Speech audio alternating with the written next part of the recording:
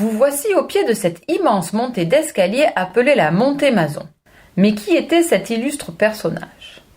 Charles Albin Mazon est né à L'Argentière le 24 octobre 1828. Voulant devenir docteur, il sera finalement journaliste puis historien.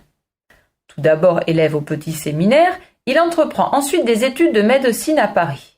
Mais le docteur Victorin Mazon, son père, républicain convaincu, est compromis dans une affaire d'un village voisin en 1851, ce qui pousse la famille à s'exiler en Suisse.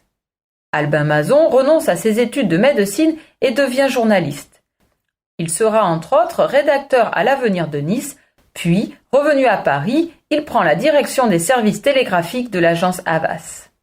Il consacrera sa retraite à écrire l'histoire de son pays natal, le Vivarais, devenu le département de l'Ardèche, et signera ses livres du pseudonyme Dr Francus. De 1878 à 1882, la série des voyages de Dr Francus permettra de découvrir l'Ardèche région par région. Albin Mazon est mort à Paris le 29 février 1908. Il a été enterré au cimetière de Privas. Il a fait don de son travail aux archives de l'Ardèche. Aujourd'hui numérisés, les registres de son encyclopédie de l'Ardèche constituent le fonds Albin Mazon. Revenons à cette montée d'escalier que vous allez devoir franchir et à sa construction. Au XVIIIe et XIXe siècle, l'Ardèche connaît de fortes mutations liées à l'industrie de la sériciculture et devient relativement prospère. Pour les besoins de la circulation, on détruit certains remparts, on construit des routes et des ponts. Le pont devant vous se nomme Pont de la Paille, appelé également Pont de Ségalière ou Cigalière du premier nom de la ville.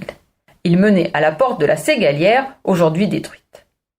La montée Mazon se situe le long du côté extérieur des anciens remparts. Elle avait pour but initial de relier le pont de la Paille à l'église. L'avenue actuelle Félicien Blanc n'existait pas.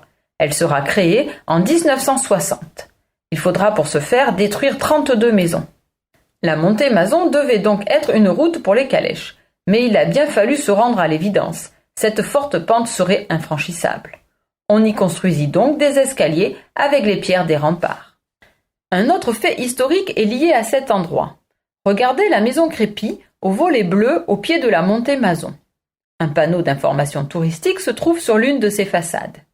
Cette maison, ou plutôt son propriétaire, fait partie d'une des histoires de la période contre-révolutionnaire ardéchoise. Fait marquant du département qui se déroula dans la plaine de Jalès et se finit au château de Bannes. Je vous invite, entre parenthèses, à découvrir ce village magnifique.